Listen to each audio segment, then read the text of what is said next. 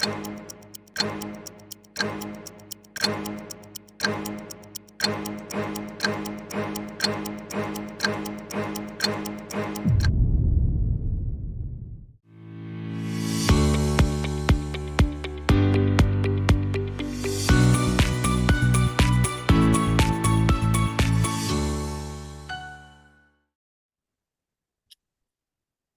afternoon, everyone, and welcome to today's webinar session, ESG Disclosures, answering the ESG questions you are afraid to ask.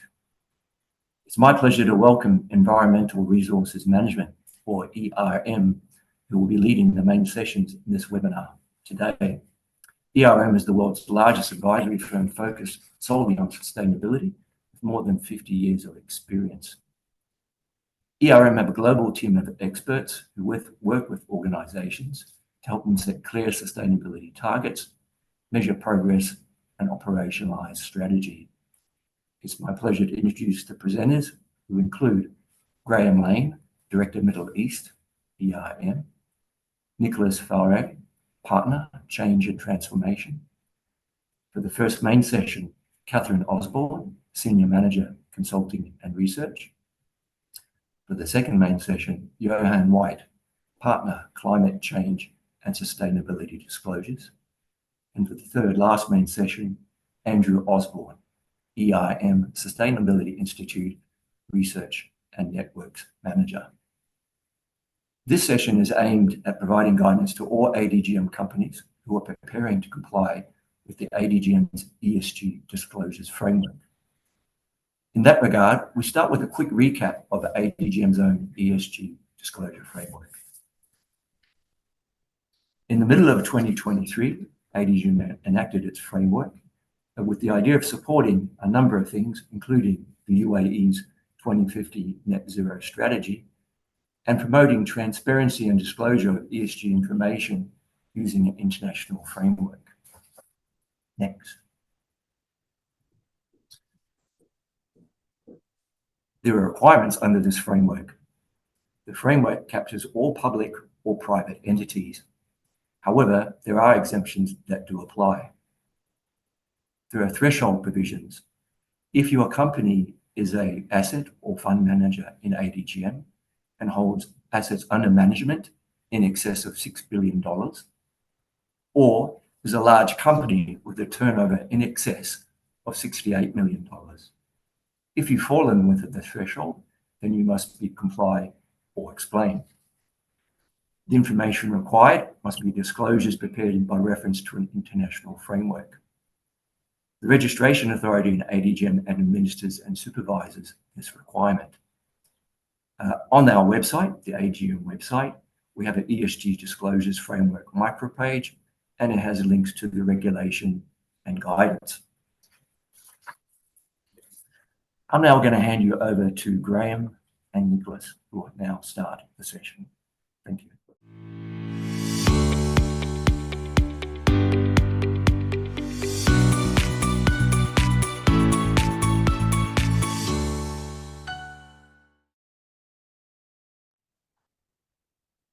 Hello and good afternoon. We're delighted to be presenting to you today. A big thanks to ADGM for giving this opportunity to us, and a big thanks to all of you that are attending. We are going to have an interactive session. It's a good idea to have your mobile phone at the ready. We're going to be using a web package called Mentimeter to gather insights from you. Some of those will be open text for you to type in. Some of them will just be selection buttons, but please get your mobile phones ready, and we'll be showing a QR code for those who know to use QR codes, or a web address and a code for you to insert soon. So let's move on. Quick introduction. So if you don't know ERM already, we are a pure play sustainability consulting company. We've been around for 53 years, and that's all we do. We just do sustainability consulting and advisory support. We are delighted that among our clients, we work for 70% of the Fortune 100. We are around 8,000 people spread over 40 countries. And we have, for the last 15 years, been supporting various clients across the Middle East with their sustainability disclosures, with sustainable finance strategy and mergers and acquisitions, as well as energy transition, decarbonization, and moving into investments in energies such as renewables and green hydrogen. So that's a little bit about us. If you don't know about ERM, at erm.com, you can find out more information about us. But let's progress now into the agenda for today. Oh, quick note: these are the people that we'll be talking. Colin's already introduced anyone, so I won't do that again. But we have people joining from around the world. Nick is calling from France. Catherine is from Madrid. Andrew is in Washington, D.C. Johan is in Berlin, and myself and James are based in the Middle East. So let's move on to the agenda. So we have three main parts today. We'll be looking at the disclosure landscape. The intent here is maybe multifold. If you are new to ESG reporting, this should give you some basic understanding and some demystification of some areas of apparent complexity. If you are familiar and experienced, this should give you some updates and some refresh on key matters and some more recent learnings, which should be of value to you. So we'll cover three main areas, which will be understanding the formidable alphabet soup, which is all the different standards and frameworks and target setting approaches. So Catherine will take us through that.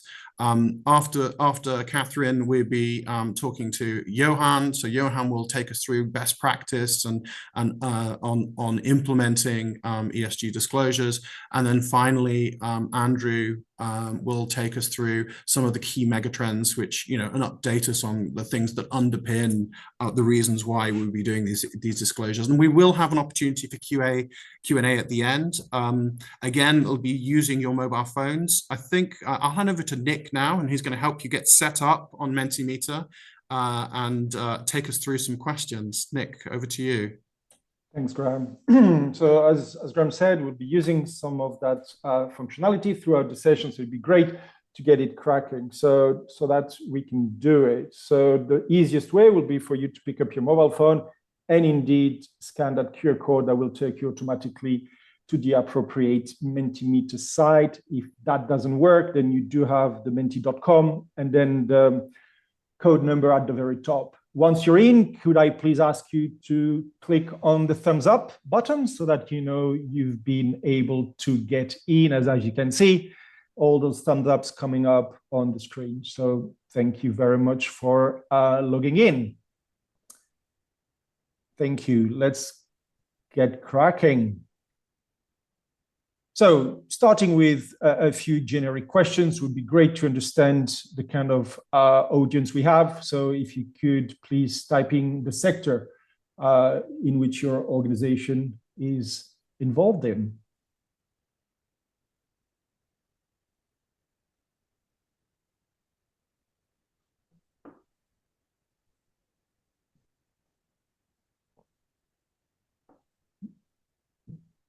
Brilliant, thank you very much. Looks like there's a big variety of different sectors. Quite a lot of legal going on there, quite a lot of finance. Now it's just getting difficult to read. There's actually quite we can see from the larger print. So at the moment, the majority of people have a sustainability direction, a legal aspect, financials quite strong there as well. I'm not sure what DNF, what was that one? I'm not sure. DNF, can't see it, just moved. Maybe there's a couple there. Great, look, so this is incredibly helpful. I think 38 of you have responded so far. If you haven't, 62 responses. 62 fantastic. Responses. Wow, that's excellent. Great to have so many of you with us as well.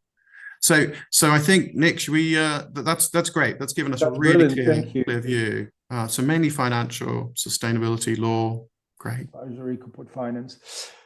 Thank you. Let's continue on the same vein, shall we? And go next, which automatically this will be updated on your Mentimeter site. So from the organization, then moving on the role and the role you perform in your organization, please. Okay, CFO, mom says. MLRO, not entirely sure. Sustainable Finance Manager, Compliance Officer.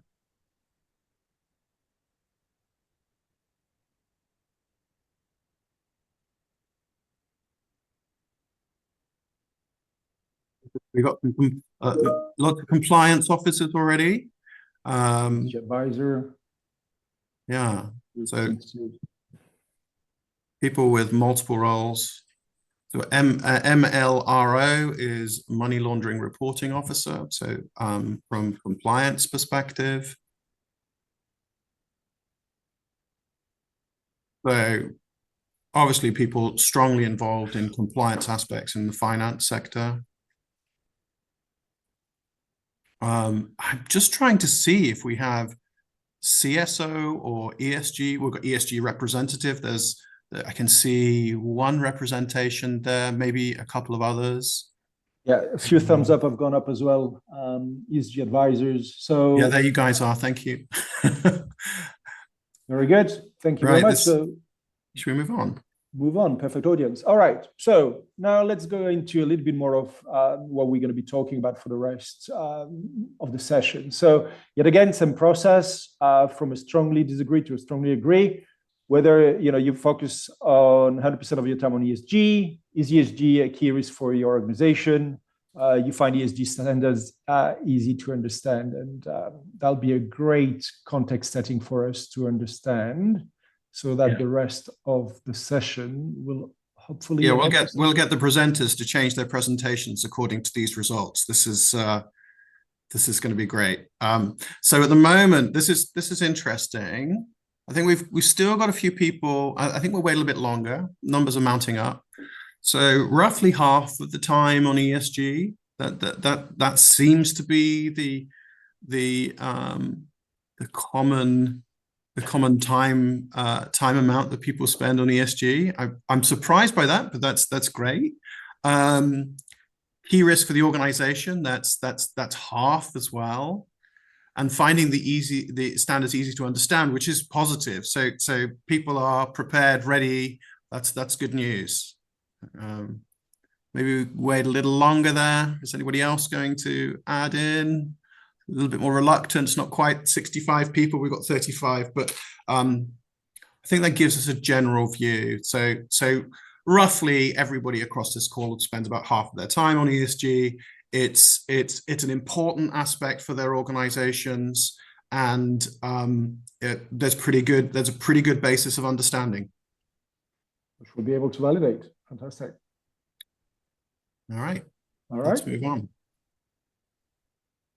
So let's try and see whether you can type us and guide us what sort of question we'll be able to answer, and see how well prepared we've been. This is an open text, so we'll give you a little bit longer to type this in. 3 words are probably good. This is, one thing I should say is that Mentimeter is anonymous effectively. We can't see who's actually saying these, so hopefully you feel courageous to put down some things here that perhaps you wouldn't normally ask, and then maybe we can guide our discussions today in that direction. So which standards to use, the reporting required for ADGM, and I think Colin has covered that, but he'll recap at the end. There's an interesting one. Is ESG applicable to digital assets sector? That would be an interesting one to pick up. Interesting. If any of our speakers today would like to catch that one, that would be great. I think that's one for you, Johan. Regulatory direction of travel, that's very interesting. I mean, I think there's obviously some kind of convergence going on. Catherine's going to explain that in terms of the standards. Thresholds changing, Colin, that's one for you a little bit later on, whether the thresholds will change in terms of ADGM's requirements for reporting. what ESG should be for a startup, for a digital sector. Okay, those are really good questions. I'm hoping that we cover some of those. If we don't, there'll be another opportunity at the end. We have 29 responses, but I can only see a few here. I'm just checking where we're not seeing those. We do, however, have the opportunity of looking at this. There we go. Let's scroll down quickly and have a look. Compliance, the standards, ADGM. Okay, so there's definitely some commonality in there in terms of ADGM standards and understanding how those work. ESG requirements that we need to comply with. Okay, linking to taxonomy, that's interesting. Practical implementation, we're definitely covering that. Future of ESG in UAE and what's going to be accepted.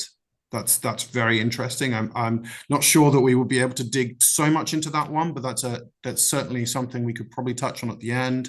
Could we scroll down a bit or up a bit, see what else there? Mandatory ESG disclosures, that's one for Colin. All right, so look, we will continue to look at those and we'll try and address as many of those as we can. This has been very helpful for us. I think let's move on.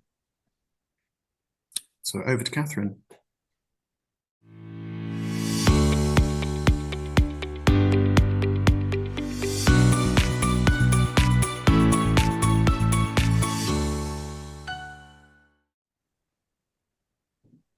Hello, everyone. I am pleased to join you from Spain. Thank you, Graham, for giving my introduction.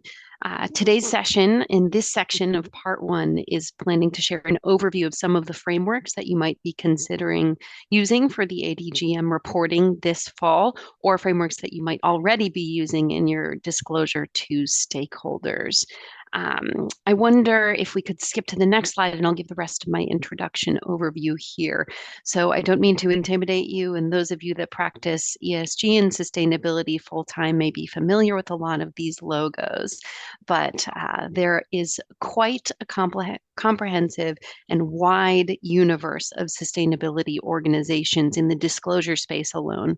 There are hundreds and hundreds of organizations that provide frameworks that rate your sustainability performance, both actively and passively, and that purchase sustainability data that others have collected from your sustainability disclosures to evaluate you. For today's session, we'll be focusing on the top left box that describes some of the global frameworks. Now, note that several of the frameworks we'll be covering today are complementary. They can be used in tandem, and depending on your stakeholder expectations and the nature of your business, you may want to use several of them to inform your disclosures. I was glad to see on the preceding slides that most of you found the standards fairly easy to understand. That is their intention. Now, understand doesn't always translate into apply nor disclose, so we'll talk about some of the challenges there, though they are designed to be approachable. Now, a number of you also mentioned in the questions I saw that you were looking for more detail regarding the convergence of some of these sustainability reporting disclosure standards and the regulatory timeline. I'll add some voiceover to that during the slides that we're covering, but if we don't get to the level of detail that you're looking for and you have further questions, please do reach out to us. We're happy to describe the current developments in the space. We just might not get to it on today's call. That said, I'll note one more thing, that while this is a large universe and there are a lot of organizations that might be looking for your sustainability disclosure information in a particular setting, the direction of travel is the same. There's a lot more energy and interest in understanding how companies are evaluating their own risks, opportunities, and impacts.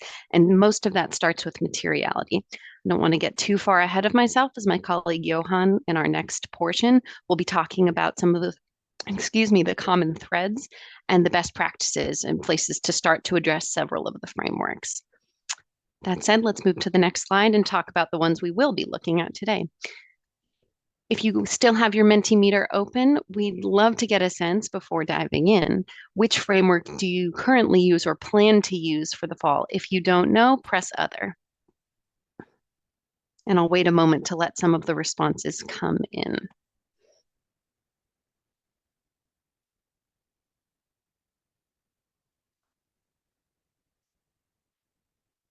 Great. Seeing some early votes.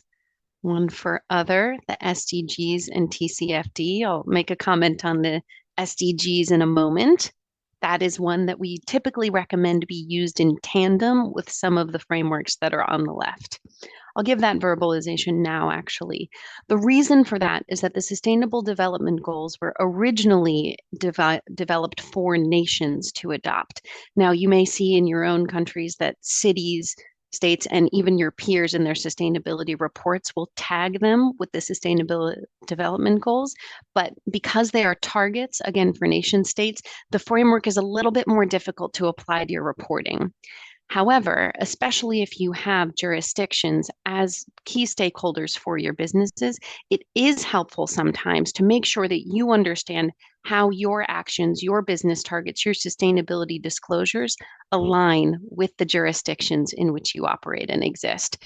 So we do think that this SDGs are useful, but they're not as useful as a starting greater framework to create your sustainability disclosure. So good to see that it's here, but know that it is best used in combination with some of the other ones towards the left of our chart here. Thank you for those that have provided feedback already. I'm seeing a lot of others, so I take it that that means there's some either other frameworks we're talking about or some undecided, and hoping that this presentation today and some of the lighter information can give you some perspective on where you might start that disclosure. I think let's move to the next slide as the responses have slowed. Great. Great. So this is a selection of some of the reporting frameworks and standards. You'll recognize some of the acronyms, and yes, there are many. It is an absolute alphabet soup, hoping to clarify some of that soup today. But these are the ones that we'll be talking about today. The ones highlighted in bright green, we'll each go through them in their own slide and talk about a little note of their history and current usage, some of the primary stakeholders that those have frameworks have been designed for, the topics covered, and whether they use materiality and how. The only other thing I'd say here is that the universe of sustainability reporting practices and consolidation is not only complex, but constantly changing. Just these past few years, the dotted line that you can see around the ISSB, SASB, and IIRC saw a combination of those frameworks and operations and organizations, excuse me. The organization has absorbed the IIRC, formerly the Integrated Reporting Framework, into the ISSB standards and pulled out some of those principles that were used there. But SASB, while it is operated by the ISSB, is also still a standalone framework. So even though they're consolidated, they're still apart.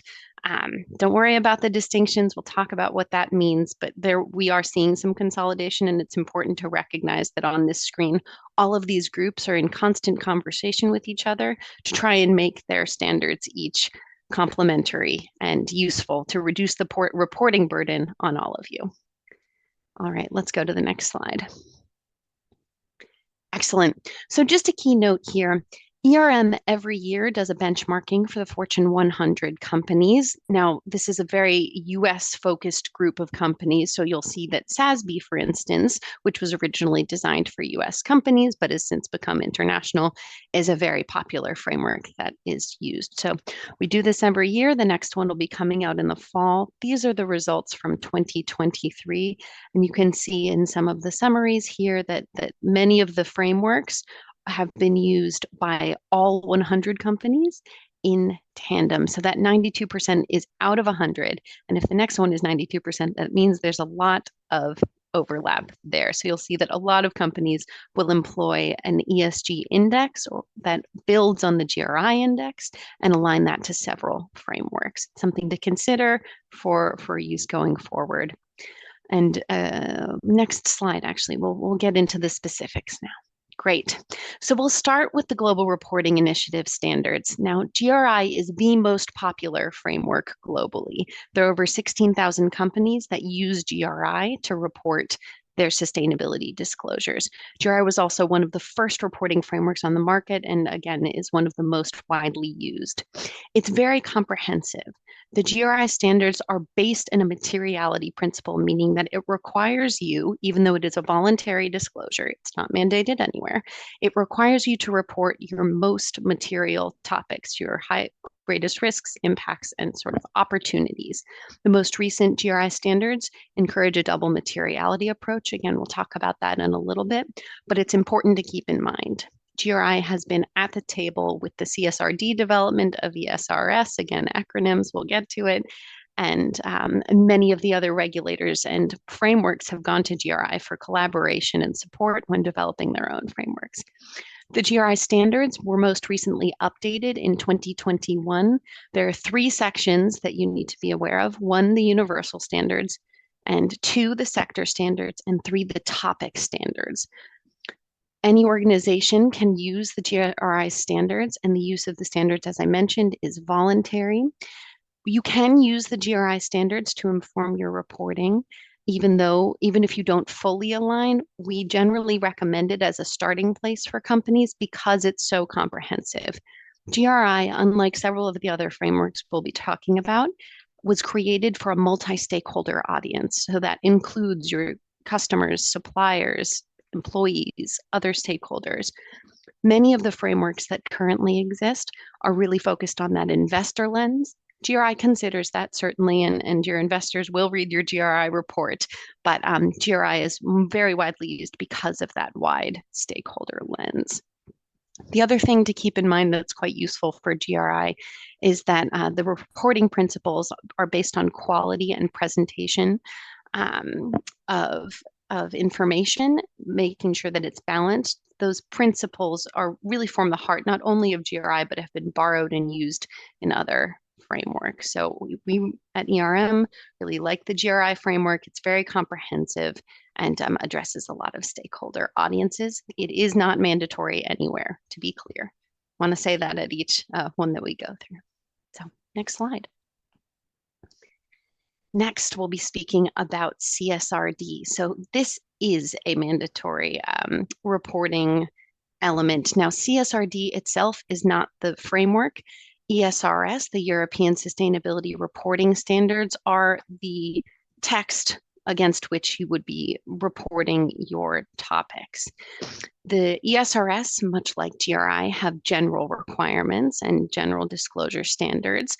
And then based on a double materiality assessment, which is required, you would choose your topic-specific standard. So it may be small on the screen, but if you can see and zoom in a little bit, in the environmental section, there's an example of the climate change topic. So there's an ESRS standard for that topic, and the ESRS would expect you to disclose examples like we have, again, listed out on the right in apologies, very small text. So climate change as a topic, a risk might be increased operational costs and logistics due to carbon pricing and tax.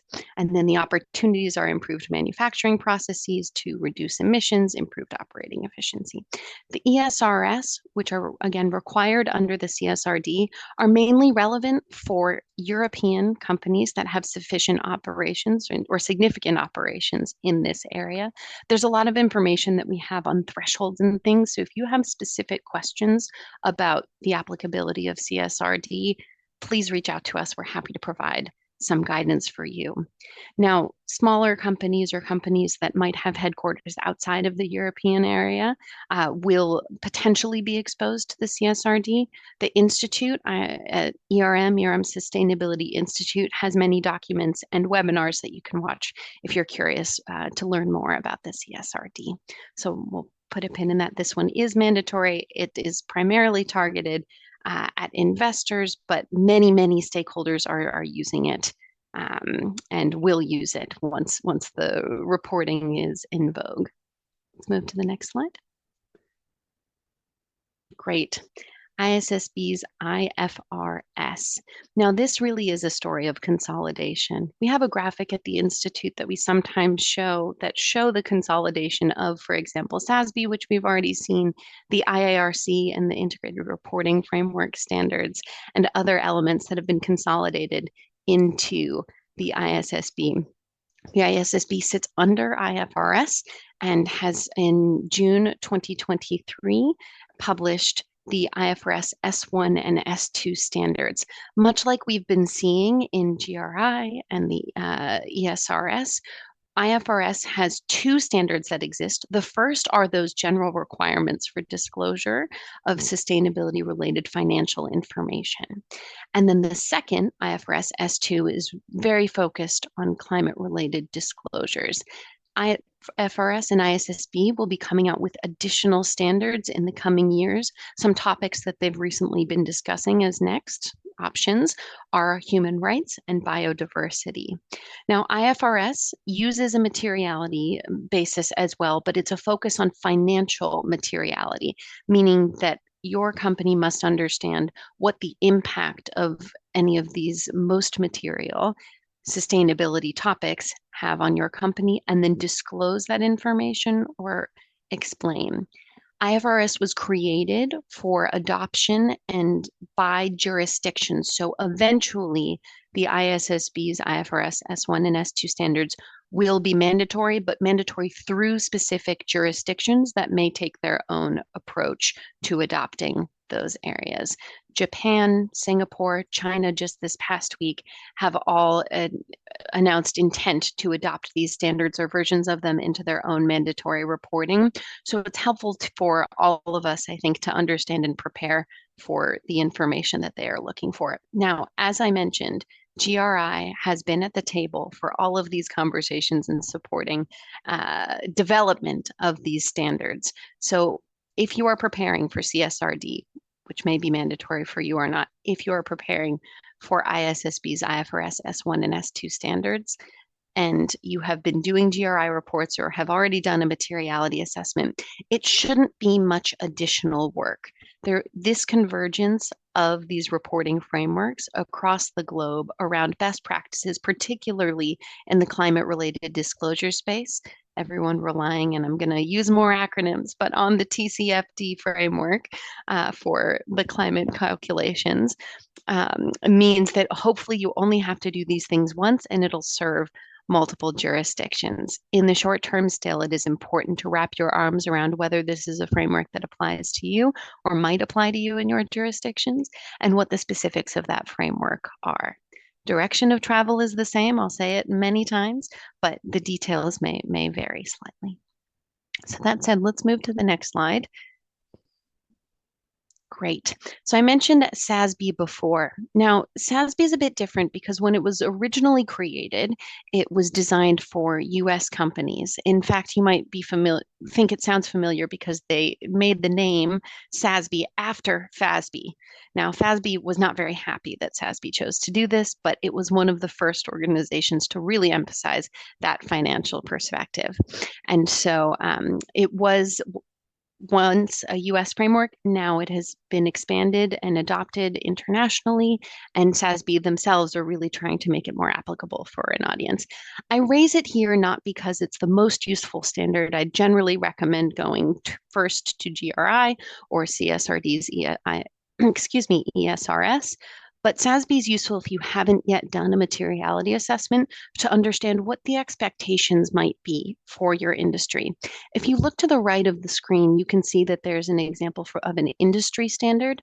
In the table of contents, SASB for each industry has already done their version of a financial materiality assessment. Now, do I think it's sufficiently comprehensive to replace yours? No. Famously, SASB misses on a few points, including underweighting social topics. But for the most part, if you need to start understanding what your non-financial risks might be to your financial enterprises, this is a great place to start. And you might even use SASB as an input to your materiality assessment. That said, let's move on to the next slide. Great. And, last but not least, very simple, the Task Force for Climate-Related Financial Disclosures. TCFD has generated recommendations for disclosure, and they are specifically for climate.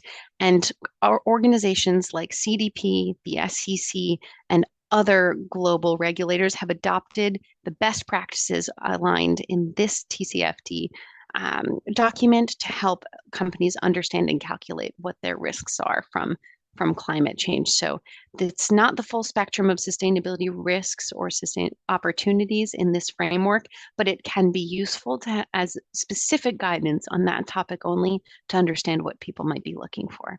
Now, if you're already responding to CDP, you already have this information, and it also means that you're very well prepared to respond to IFRS's S2.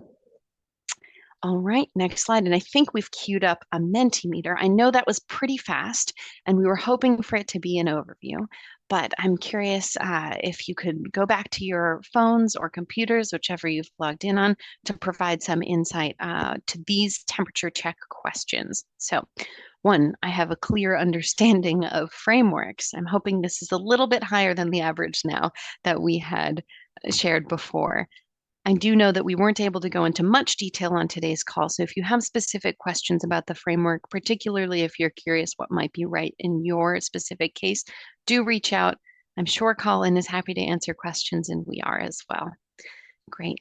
And then I'm seeing too that my organization decides the framework to use is not a very high score. Now, that's pretty common. Increasingly, as regulators and other stakeholders understand the value of sustainability disclosure, they are really specifically mandating particular frameworks like TCFD, which has been required in the UK, for instance, or like IFRS S1 and S2, which will be required in many jurisdictions moving forward.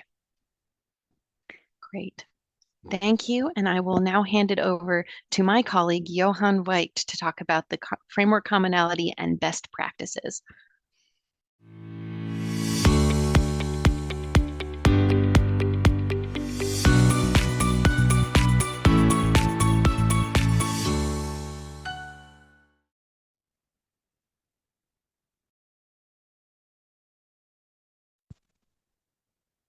Good afternoon. I'm happy to be speaking on behalf of ERM to you today about framework commonality and best practices.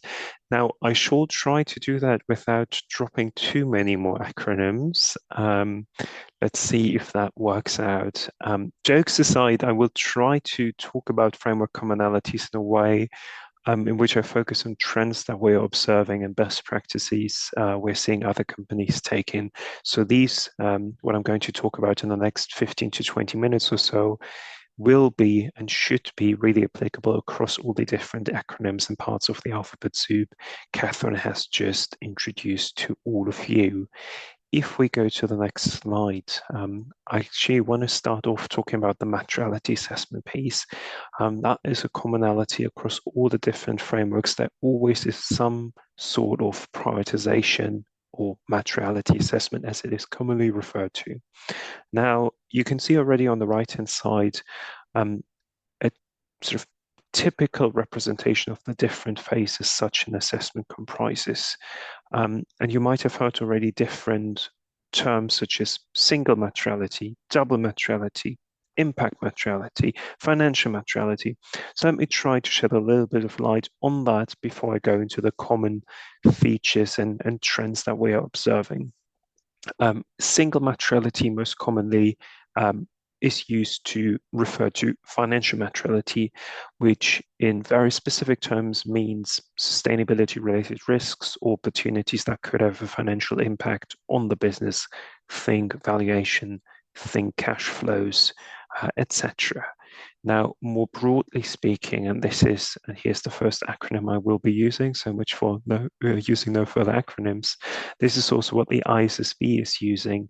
The shorthand typically is, if omitting that information or altering that information, misrepresenting that information would lead to financial stakeholders, shareholders, judging the company any differently, perhaps not investing into the business, etc., then typically that will be a telltale sign of financial materiality.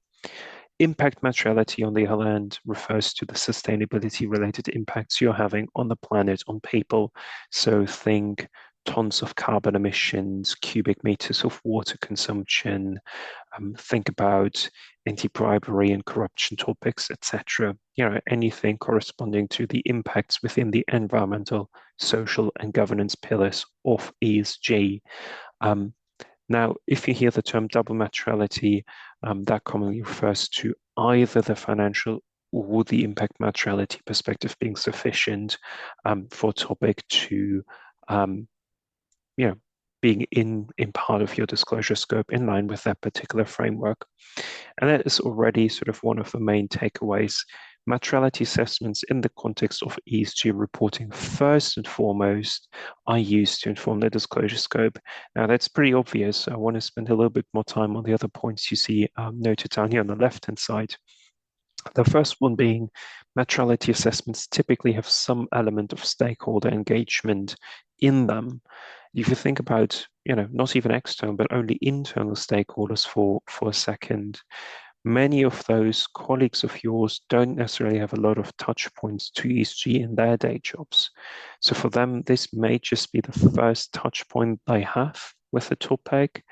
And it's almost like a tactical imperative for you to make good use of that, make sure that that first engagement counts, because you are reaching out to them for the first time on the materiality assessment. But trust me when I say there will be many, many more times when you will reach out to the same colleagues again, asking them to send across data or to develop a new policy or to help you provide input to a board presentation, etc. So use that initial engagement to your advantage.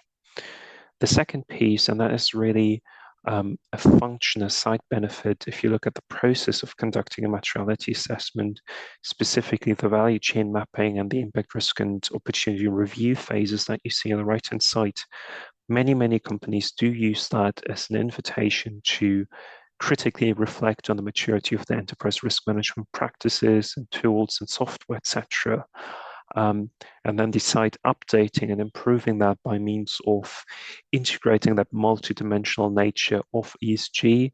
So one impact, let's say your CO2 emissions, at face value, they are a negative impact on the environment, but I could also think carbon prices, carbon taxation, be a financial risk to the organization, as well as be an opportunity for additional top line growth. Let's say if you're the first peer out of the industry group actually manages to reduce your emissions significantly. Now, the last piece I want to highlight is that obviously the outcomes are then should also be used, rightfully so, to inform your company's ESG strategy and broader corporate strategy. So in terms of which risks to mitigate first, which opportunities to capture first, but also if you think about your ESG, your sustainability program, which measures, which programs to channel most funding and resources into. All of that is to say materiality assessments really are a means to more than just one end. If we move to the next slide, I want to talk a little bit about ESG reporting and what it means in the context of data. And there's a big, big challenge that all of us are facing on that note, and that really is that we try or have to try to get ESG reporting to the same rigor, the same quality as financial reporting. The main difference is for financial reporting, we had decades, hundreds of years of time across organizations to get financial reporting to the maturity it has now. For ESG, we have a mere 2 or 3 years to get that reporting to the same quality. And one key constituent of that actually is the introduction of mandatory assurance in many, many places. Now, when I say mandatory, there's a little caveat to that. In many jurisdictions, it's actually mandatory by law. In other jurisdictions, it will just become de facto mandatory by means of market pressure. Now, that might sound scary at first. The key point is to say, don't be afraid of that. Try to use that to your advantage, because you can leverage that external pressure to get assurance, to create a virtuous circle, to improve your ESG data quality year over year over year. Another key constituent of that data quality equation, but it goes much, much further, is the introduction of machine readable tagging of your ESG disclosures. What that means ultimately, again, similar to financial reporting, think XBRL tagging, is that information on ESG will get accessible to capital markets worldwide. Think every single Bloomberg terminal but also think not only every single ESG focused rating, but also every single traditional credit rating will look at that information and then determine the credit worthiness of your business. Now, the last thing, and again, that might sound slightly pessimistic, but it's not at all intended to be that way, is most companies will face significant data gaps when they set out. It's a broad universe. We have to get to a high degree of quality in a very short period of time. Data gaps in terms of availability and quality are fairly common.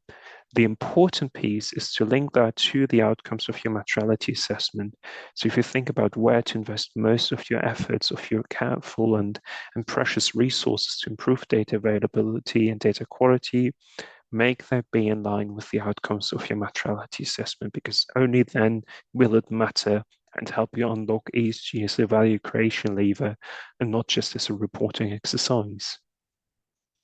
Moving to the next slide, I want to wrap up this little section with a view on certain trends with regards to how ESG is being treated in organizations and how that's changing as we speak. One of the most observable trends, as a matter of fact, is that the ESG disclosure, accountability, and ownership are being moved at incredible speed into the CFO function, regardless of where they sat previously. And there's a very good reason for that, which we talked about on the previous slide, right? The financial teams, they're used to even reasonable level of assurance. They know accounting, they know controlling, they have the stakeholder network across the organization to know whom to ask for data, etc., etc. So it just makes good business sense also from an efficiency point of view to hand that responsibility over into that function, and then obviously paired with the view on having sufficient ESG subject matter expertise, whether that is through external partners, whether that is through centralized functions, new hires, whatever it may be, that actually know the details and why CO2 as a currency, unit of measurement, if you will, is still slightly different from euros or US dollars or any other monetary currency. Now, on the back of that, the finance and the reporting piece are not the only responsibilities that are changing. The details will differ from company to company.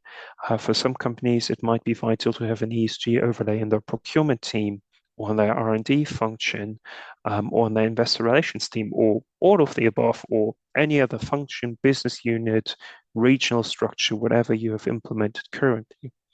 That ultimately means, however, that if we look at the board of director level, we will also have to move quite quickly to a picture where almost all board members will have a tiny piece of ESG responsibility mapped against their names. So then obviously board has to mirror the organizational structure underneath. And if you think about that organizational piece and the change and transformation element, and I think Nick can cover that more during the Q&A later, it's really an exercise of thinking carefully about the target operating model, where you have to find a careful balance between decentralizing where you must, because that's the best, most efficient way to do things, the best way to leverage existing knowledge, etc., but still centralizing where you can, think central teams that are sort of almost like a center of excellence, who are then the subject matter experts on, let's say, climate or money laundering or whatever it might be, that can support the different regional teams, the different functions with that deep subject matter expertise. The last thing I want to speak to is the ESG job market at the moment. And that one is very, very, very hot. And it's not an employer, it's an employee market at this current point in time. One of the examples to highlight would be ESG controllers. That is one of the hottest, most in-demand jobs for the past year or so, but the supply is, as a matter of fact, negligible. So what most companies end up doing is just looking at somebody in the controlling function who's willing to go the extra mile and sort of become the company's inaugural ESG controller or team of ESG controllers. And that is really just to say, be prepared to have to build capacity yourself without being able to rely on, external beacon hires on every single topic, because that just aren't enough ESG professionals on the market as it is. Now, similarly to Catherine's session, I also want to close off with a little temperature check. So if we go to that Mentimeter slide, you get your phones out again. 4 questions for you to reflect on. First one, are you already 100% complete with your materiality? Are you already complete with your ESG organization? And do you think it's fit for purpose? Have you completed your ESG data setup? Is that fit for purpose? And also, do you have C-suite endorsement and sponsorship for the ESG work that you all are doing? I'll give it a bit of time for people to respond, and then I'll begin commenting the results that we're seeing.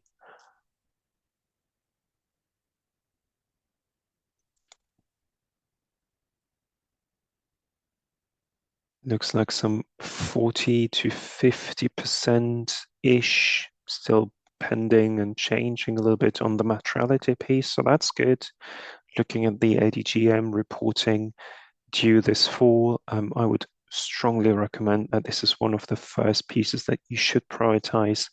Again, think about it, the materiality, understanding which topics are really relevant for the business can also help you figure out the ESG organization piece and also obviously the data piece. So really, if resources are short in your organization, time as a matter of fact is short with regards to the upcoming ADGM reporting in fall, please prioritize the materiality piece if you don't have the results already. ESG organization sort of shy second place. ESG data setup obviously lacking behind materiality, that makes sense.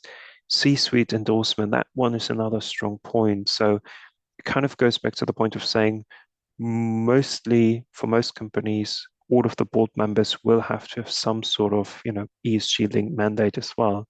And again, it should be linked to materiality. You need to figure out what mandate to give them, what part of the equation to oversee. And it's a little bit of a chicken and the egg problem. We also see that you sort of have to know what to do first in order to get to the board, but sometimes you also have to have the board endorsement first to then even start the materiality. So that can be a bit of a challenge, but nothing that can be overcome. But it's good to see that we're broadly speaking at least sort of 40% of the way there across all 4 points.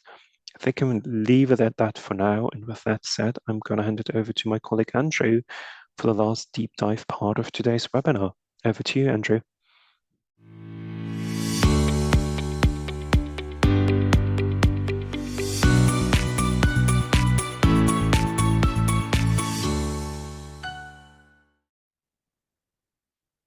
Great. Thanks, Johan. And it's great to be here today. Like Johan said, I'm going to cover the ESG megatrends that we're seeing in the space. I work at the Sustainability Institute as Catherine Osborne does, and I lead up our annual and quarterly trends reports, which cover the big trends shaping the sustainability landscape. If we move to the next slide here, I just want to give a brief overview of the trends that we cover in our annual and quarterly reports. What we use to define our reports are what we call macro trends. There's 8 listed on this slide. In our annual report, we cover 10. In the interest of time, I'm only going to cover 8 of these today, but I think it gives a great subset of what's really happening in the sustainability and ESG space, and hopefully provide some insights for your own company's sustainability actions. If we move to our next slide, we'll kick things off with our first macro trend today, which is our responding to climate change trend. Of course, 2023 was now the warmest year on record with numerous notable extreme weather events worldwide. Further, a recent study from the European Environment Agency found that 2023 was the first full year in a 12-month period where global temperatures exceeded 1.5 degrees Celsius over pre-industrial averages, which is, of course, the goal of the Paris Agreement.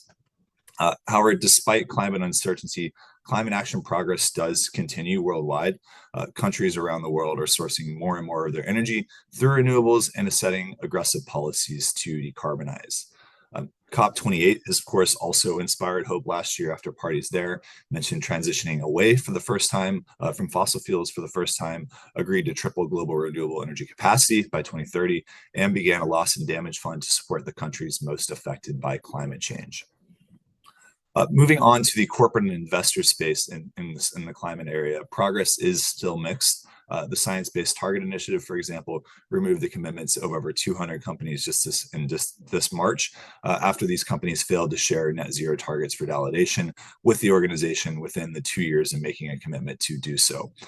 This move was preceded by the February exit of prominent investors from the Climate Action 100 Plus, which is an investor initiative to push companies to decarbonize.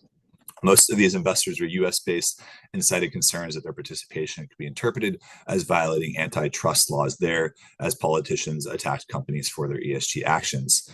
However, despite the mixed corporate record and investor record, there are also signs of progress.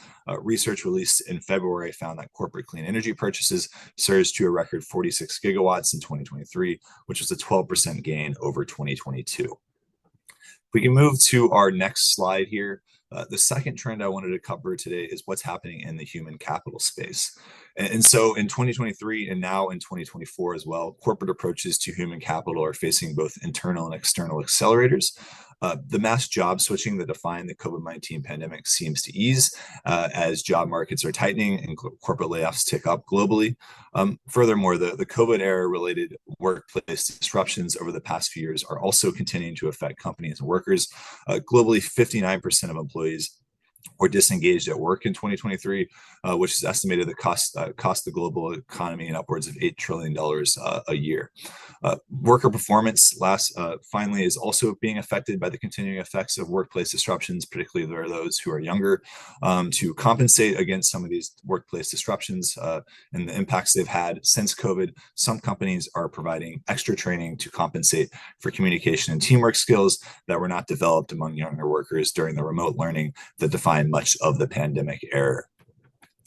And so as workforce-related challenges continue to sweep the business landscape, companies are turning to new approaches to worker engagement and support. Of course, more companies are now returning to the office, and many are opting for creative ways to encourage employees to do so. These include things like greater food and beverage options, lively new office designs, and many more. Others are, however, opting for more assertive approaches to encourage employees to return to the office by doing things such as reducing bonuses and lowering performance reviews for those who do not meet in-person requirements. And then lastly, many companies are also exploring how they can support employees with benefits beyond compensation as they try to tackle falling engagement rates and job satisfaction globally. Moving on to our third trend of the day, our integrating ESG trend. And so in 2023, the debate over ESG continued, with proponents viewing it as a valuable tool for identifying and prioritizing sustainability-related issues, and opponents, particularly in the US, seeing it as an infiltration of politics into business decision-making. Again, I mentioned in the US, anti-ESG sentiment is running rampant, or very much more prominent than other parts of the world. Because of this anti-ESG sentiment, major investors in the US, including KKR and T. Rowe Price, listed ESG backlash as a material risk in their annual reporting for the first time over the potential reputational impacts of taking certain positions on ESG. However, the anti-ESG camp is not alone in criticizing companies. Others are increasingly accusing companies of greenwashing with their sustainability initiatives. In one instance in March, a Dutch court found that the airline KLM misled customers with an advertising campaign that promoted the airline as a way to fly sustainably, since it used a portion of sustainable aviation fuels for its fuel needs and carbon credits to mitigate greenhouse gas emissions. Also in March, there's some government action as it relates to greenwashing. The European Union looked to move to limit future incidents, with the bloc approving its directive on green claims in March, which established criteria for companies to prove their environmental claims and labels are accurate. And so in the midst of this complicated ESG landscape, we expect that investors will continue to favor high ESG performers despite the controversies as they turn to companies that embed ESG into their corporate strategy to protect against risk. One example of this was a 2023 investor survey that found that a significant rise in respondents believing that their investments are increasingly exposed to ESG-related risks like climate change and social issues, and so they're taking steps to look out for companies that are high ESG performers to protect against some of these risks. The greenwashing concerns also that I mentioned earlier are likely to have companies more closely tracking regulatory actions to combat the issue and to avoid costly fines and other crackdowns. Lastly, in the ESG space, we expect that companies will continue to work to enhance their data collection and reporting processes as more solutions emerge, and to address some of these emerging frameworks like ISSB and regulatory initiatives like the CSRD. Some of these strategies that companies we expect to pursue are things like firm-wide ESG strategies and establishing centralized cross-function ESG data management teams, or ESG controllers, as Johan mentioned earlier, to manage and drive a collaborative process as it relates to ESG data management. If we move to our fourth trend of the day in our next slide, we'll move to our safeguarding natural systems, which is our nature and biodiversity focused trend of the report. And so, of course, there was much celebration following the agreement of the Kunming-Montreal Global Biodiversity Framework at COP15 in late 2022. However, nature loss continues to accelerate worldwide. In 2023, for example, global deforestation totaled 3.7 million hectares, or the equivalent of losing 10 football fields of forest every minute. Biodiversity is not faring well either. One 2023 study found that the populations of 48% of the world's species are declining on the way to extinction. However, governments are still acting to stem declines despite the issues that we've seen in the nature space in the last few years. For example, in June 2023, the European Union's deforestation regulation came into force, requiring that companies confirm products that are sold there do not contribute to deforestation. Disclosure frameworks are also emerging to help companies tackle nature. Most notably was the launch of the Task Force on Nature-related Financial Disclosures, or TNFD, which is a sister effort to the TCFD that Catherine mentioned earlier, after the TNFD released its final recommendations in September 2023 at New York Climate Week. And so, in response to the emergence of the TNFD and other disclosure frameworks, companies are expanding their nature-related reporting. For example, one December 2023 analysis of the world's largest 500 companies found a 7.2% increase in the share of companies reporting on or setting targets for biodiversity from 2022 to 2023. Company participation in emerging frameworks like the TNFD shows further acceleration is likely. For example, some 70% of businesses across 36 countries surveyed by TNFD in 2023 share that they plan to align their nature-related disclosures with the final TNFD recommendations by their 2025 financial year or sooner. And then lastly, financiers are also turning their attention to nature with the September 2023 launch of Nature Action 100 Plus, uniting more than 100 investors to push the most vulnerable companies to protect and restore nature and thus reduce financial risk. If we can move on to our next slide, we'll move into our sustainability disclosure trend focus. And so, of course, as we covered here a lot, a new era for sustainability-related disclosure is beginning, especially with developments in 2033, including the European Union's launch of the Corporate Sustainability Reporting Directive, and of course, the International Sustainability Standards Board releasing its General Sustainability and Climate Disclosure Standards. Because of this increased activity in the disclosure space, we've mentioned earlier, but there's increasing convergence in the disclosure space as both governments and standards look to create consistency in this once fragmented area.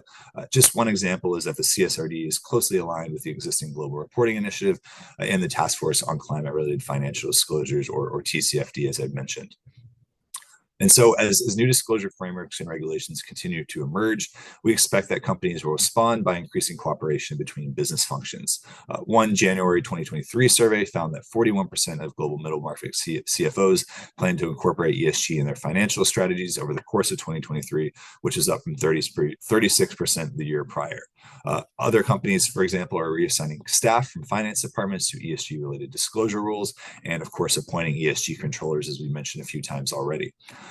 Lastly, we expect that double materiality will soon become the norm for corporate efforts in the disclosure space, as corporate materiality assessment, or as the CSRD will require double materiality for corporate materiality assessments. And this is something we expect even for companies that are not subject directly to the CSRD. If we move on to our next slide, we'll focus on sustainable and resilient supply chains. And so, of course, global supply chains are more complex than ever before, with transparency into these supply chains being increasingly important.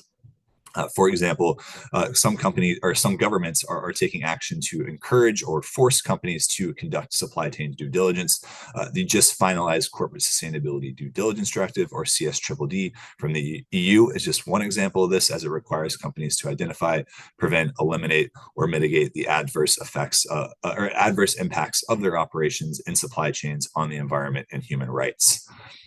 Beyond government action, another major focus for companies is supply chain decarbonization, given that Scope 3 emissions make up such a significant portion of companies' emissions footprint.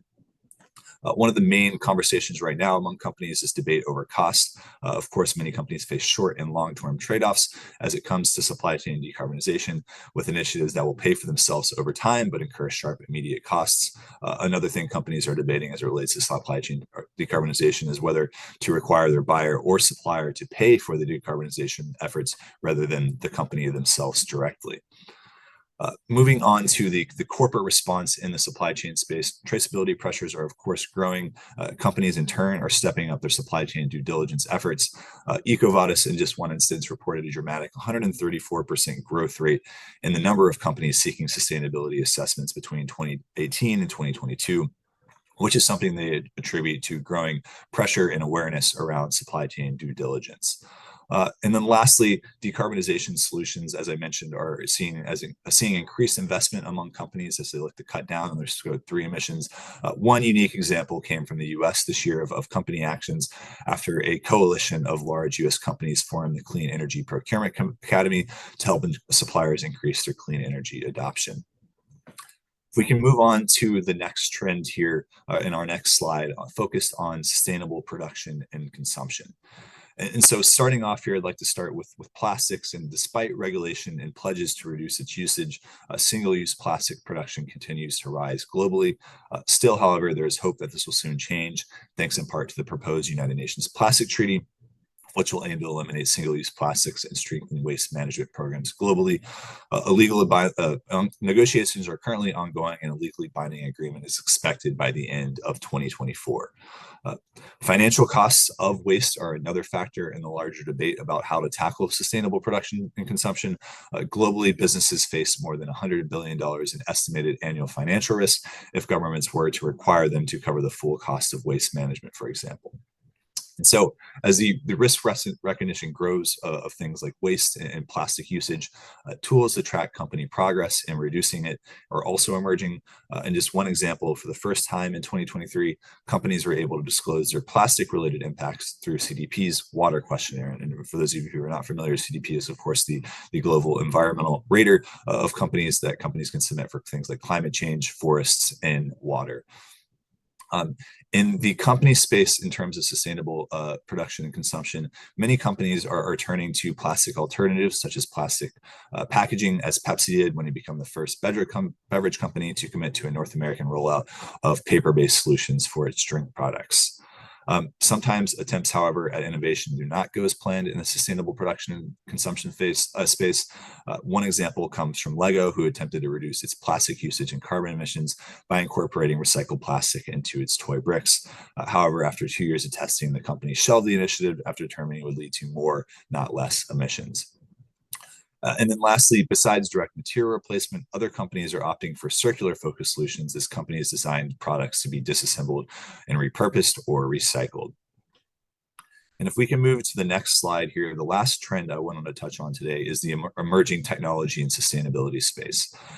And of course, wherever you look right now, artificial intelligence is leading the way, in part, led in part by the launch and cultural phenomena of ChatGPT, and of course, AI's general transformative economic potential. However, outside of economic impact, there are hopes that AI could accelerate the sustainable transition by doing things such as increasing the resolution of satellite images to identify tree cover changes, and of course, helping to combat deforestation in doing so. Also with AI, sustainability-related data, companies hope can be merged into a single system to increase ease of access and analysis. And AI can also help companies with supporting this data by quickly identifying errors within reports and by verifying disclosure accuracy. And so, of course, artificial intelligence, as I mentioned, is on everyone's minds. It's on companies' minds too, as they increasingly explore efforts to see how the technology can help them accelerate their sustainability efforts. Just one example from the Argentine e-commerce company Mercado Libre shows that they're using satellite data and artificial intelligence to monitor rainforest carbon stocks and ascertain how successful rainforest conservation and reforestation initiatives are for the company. Beyond artificial intelligence, other types of technology are also driving sustainability performance improvements among companies. One example comes from JetBlue, which recently collaborated with a climate software provider to develop a tool to help customers track their flight emissions and to mitigate them by paying to offset a percentage of the flight's jet fuel with sustainable aviation fuel. And then lastly, in the sustainability data space more broadly, numerous emerging platforms promise to make data reporting and management and reporting easier for companies. One example comes from SAP, whose sustainability data exchange tool will enable companies to safely share standardized sustainability data across their value chain and to scale collective sustainability action and disclosure. That's everything I had for trends. Now is a very quick run through of our macro trends that we cover in our annual and quarterly trends reports. If you are interested in learning more, I would encourage you to read our annual trends report on sustainability.com and our quarterly offerings on ERM.com. Also, just wanted to put up this slide briefly to show what other offerings the ERM Sustainability Institute produces beyond our trends report. As you can see here, this is just a minor subset of the reports that we produce, but we talk everything such as private equity to the ISSB to things like our new Catching the Waves Sustainability Transformation Framework that looks to help accelerate corporate sustainability action. So if you're interested in learning more, I would encourage you all to check out sustainability.com. With that, I think we have one quick mini-minute that we'll run through before we end things here today. And so this poll here, we'd like everyone to select their top 3 megatrends that resonate most with you or with your company here. And as you do that, I'll try to add some additional insight here based off what I've seen in the space.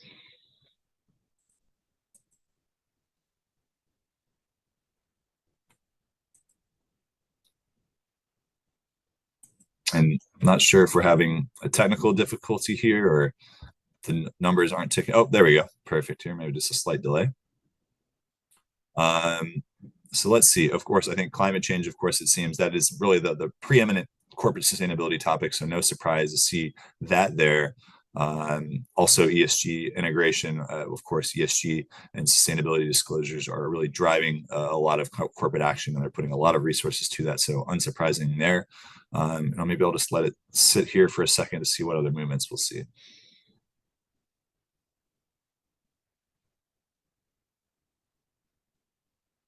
Those of you who've lost the link, it's there on this slide if you want to use the QR code, and at the top there you've got the URL and the use code. Great. So I think we got a decent number of responses now. It seems like climate change is still leading the way, which again is unsurprising. Interested to see sustainability technologies as a second. Of course, this is a really huge topic right now in the sustainability space, but this and other conversations similar to this that I participated in sustainability technology hasn't come up as far. So that's very interesting. And again, no surprise that third is ESG integration, with really that space seeing a lot of action as we've discussed today. And great. Okay, I think that's probably a great look at kind of what y'all are thinking in the megatrend space. With that, I think I'll hand over to Colin here to finish off today's session.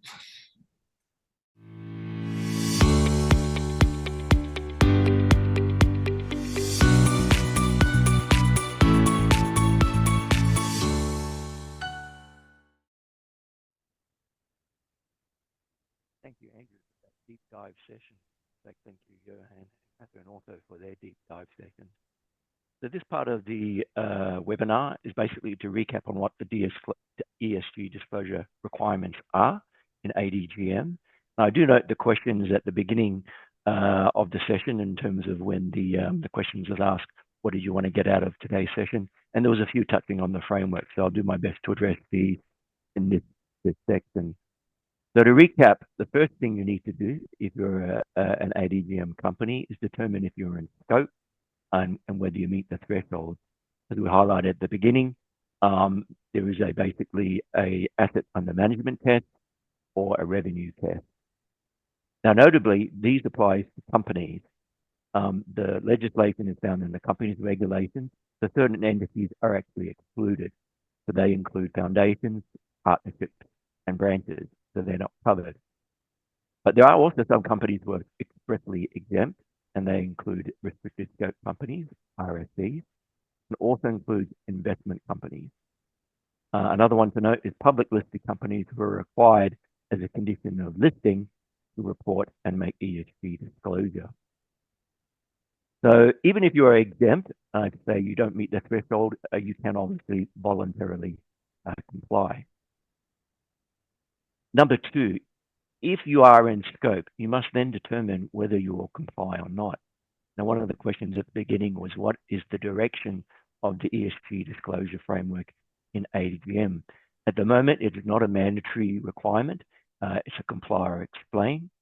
And also, you can select one of many international frameworks available. Further down the track, it is envisaged.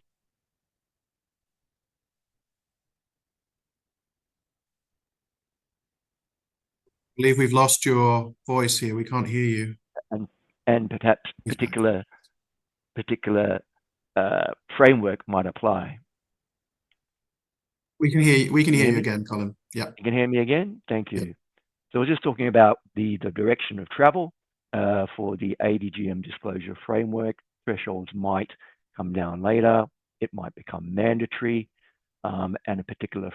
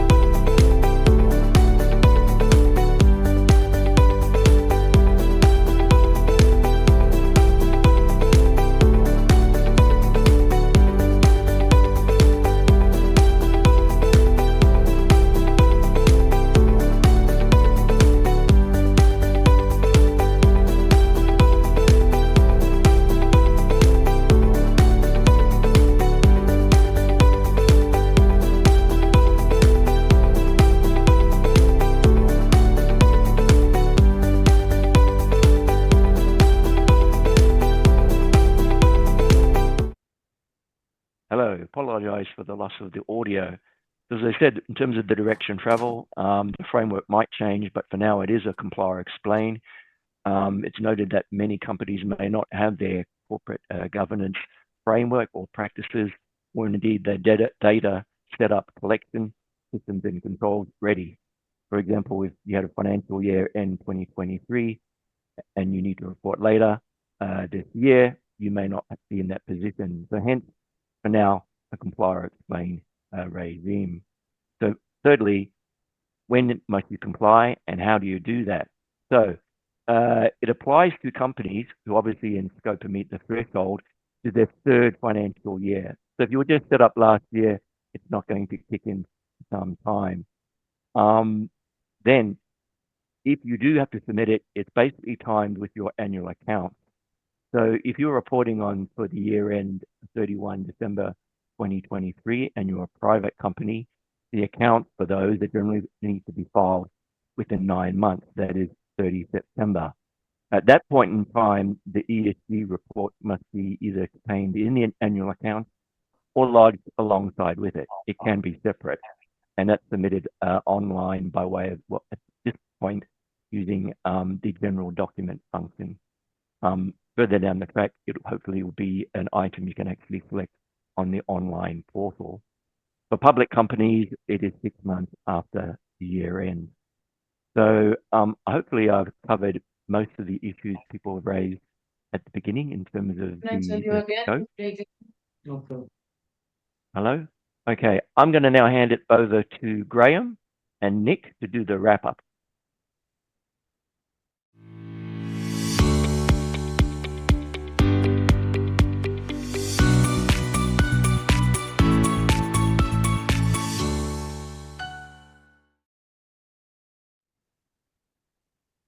We're back in the room. We just want to give you some final thoughts. We're into the last 10 minutes of our session here. First of all, Nick's going to talk us through some of the things that, the 5 things that we should be doing if you're in doubt. Thanks, Ram. Thank you all for bearing with us. It's been a dense session with a lot of information, but if there was 5 things you would either need to remember or indeed to do next, those will be it. So start with the materiality assessment. It's important to start with it because everything else will then follow from that. Build a realistic roadmap, and that important word here is realistic. Get the board engagement, endorsements, and your key senior stakeholders as early as possible. Leapfrog where possible. You don't need to have many interim reports. Going ahead of the game is critical. And as Johan mentioned, the data is critical. It will not always be either available or to the quality expected, but get that structured data in. So materiality first, realistic roadmap, board endorsement, leapfrogging where possible, and structured data. And now we have an opportunity to let you ask any further questions that you might still have. Still using the Menti, same process as before. Get back to your computers or your phone to please let us know whether there's anything else that has been outstanding that you'd like to get an answer for. We have 10 minutes here to just deal with questions one by one. We have the entire crowd of presenters and Colin from ADGM. So we are happy to take any questions that you have specifically. So I think this one goes for you, Colin. So will you circulate the very useful slides from the session? We're delighted to do that. And I believe that the landing page, we could probably use the landing page for that, Colin. Yes, can you hear me? Yes. Yes, the we idea can. will be that this webinar will be saved and will be available on the ADGM website. Great. When would external reporting be mandatory? Is the next question. Can't answer that one. For now, it is a comply or explain regime. We don't have that requirement, but that will be revisited in the future. So the next question here, practical implementation. I think that's sort of final 5 points, focus on the materiality, get your board endorsement, structure the data, leapfrog, learn from others, don't go through all the motions and take yourself on some unnecessary journeys. Colin, another one for you. Will ADGM guide on the standards they want us to use? Is there going to be convergence? Yes. At the moment, it is a choice you choose. We give some examples in the guidance, which is available on our website, but it's not exhaustive at the moment. Right. This is a good one. I think this is for Johan, if you're available, Johan. Can you mention anything about trends with ESG funds? Yeah, that's a very good one, indeed. So I would say there are 2 trends to highlight, really. The first one is looking at sort of ESG, sustainable investment, whatever the terminology might be, assets under management, and that trend is only going in one direction, that is upwards from by now already quite a high starting point. The second trend would be to say that there's an increasing amount of scrutiny being put by authorities across the globe on sort of specific restrictions and covenants with regards to, based on the terms you use, you need to meet certain minimum requirements. So one recent example is from the EU, and that includes not only funds sort of, raised here, but any fund marketed here, is the expectation that if you call a fund an impact fund, you basically have to make 100% sustainable investments. And there's a long list of exclusions from sectors, from economic activities you are not allowed to invest into, and certain sort of expectations on minimum emissions reductions at the aggregate fund level that you need to be able to demonstrate year on year. So that is something to watch out for as well. Yeah, and there's a sister question here as well about green funds and climate transition funds at ADGM. That's somewhere between you and Colin. Perhaps this is for Colin. Yeah, this is not in scope of the ESG disclosure framework, but certainly the FSRA as part of the green funds, green sukuks and the like, that's covered under their regime, but not within the scope of the matters today. So there's another question there about external assurance mandatory. When is that expected? Similar to my last answer, the current direction of travel where it's comply or explain, it is not a requirement. It's a case of watch this space. Thank you, Colin.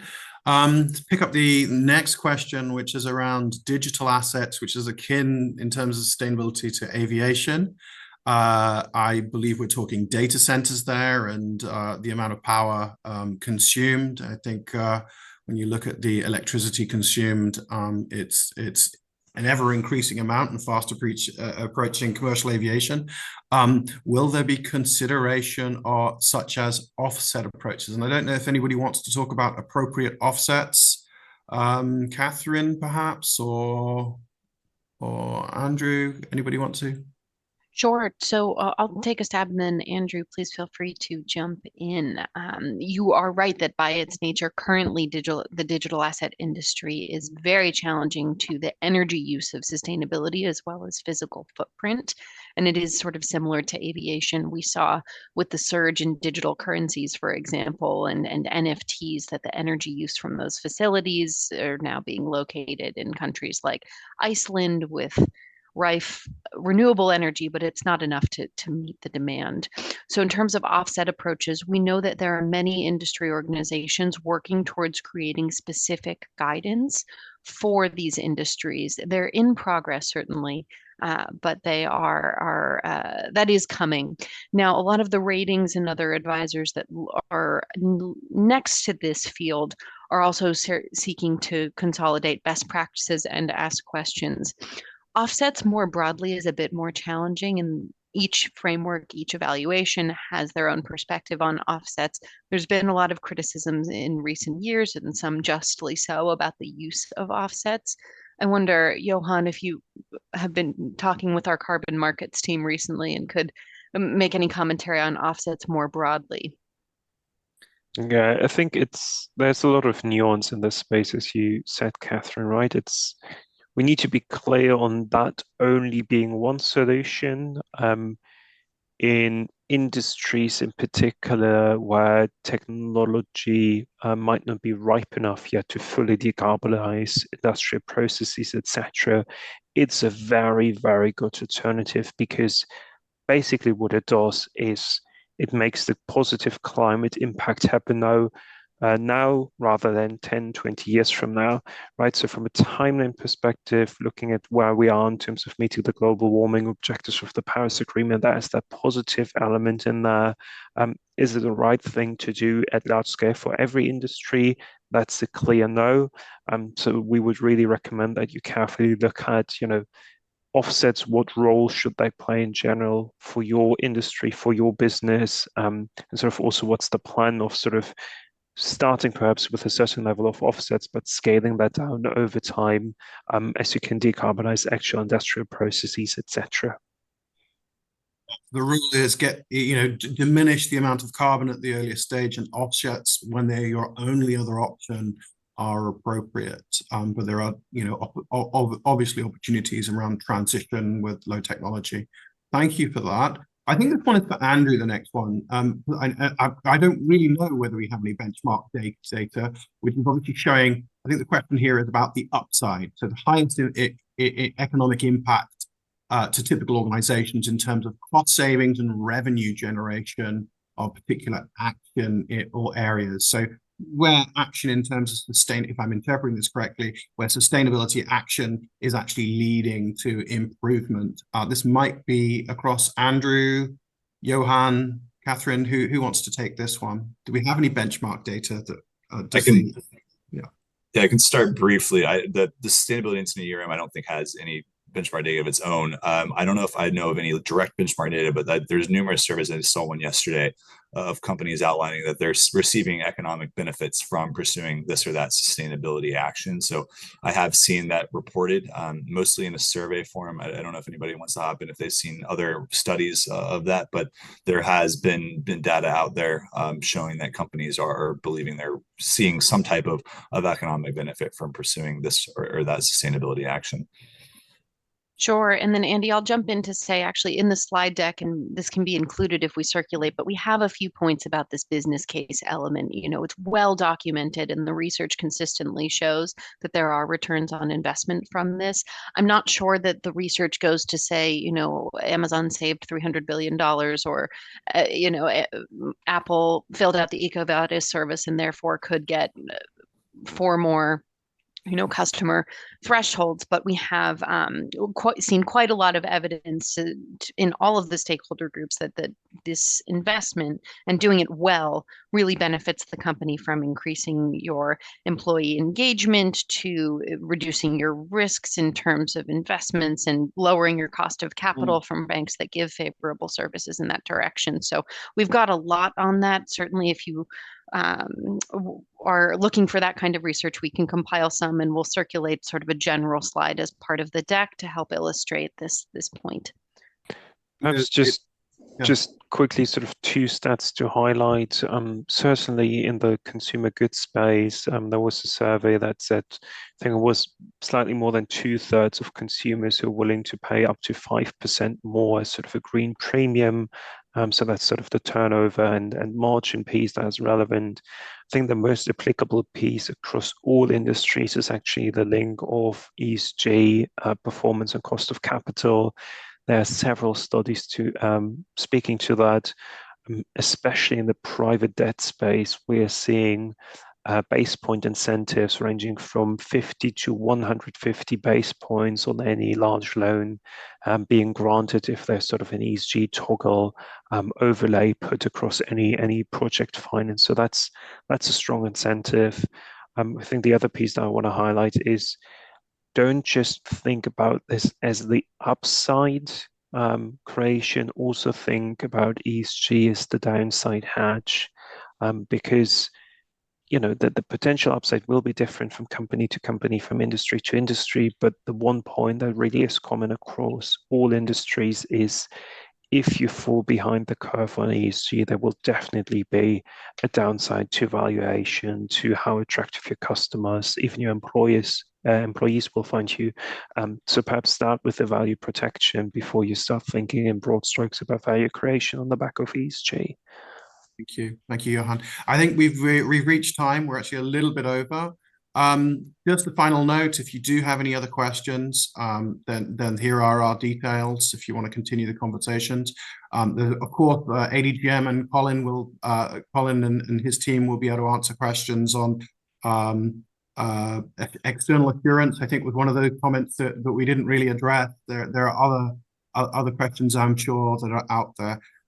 So from ERM side, before we hand back to Colin, I just want to say a big thank you for attending. Thank you for your participation. It was a delight for us. Colin, over to you.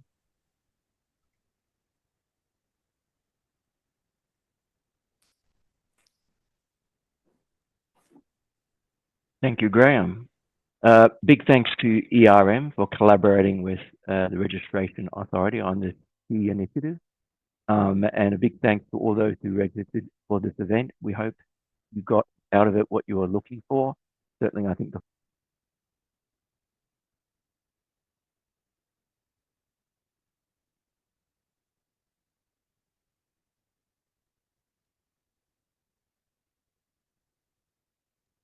Sorry, Colin, I think we've lost you there. Participants, and enjoy the rest of your day. Thank you.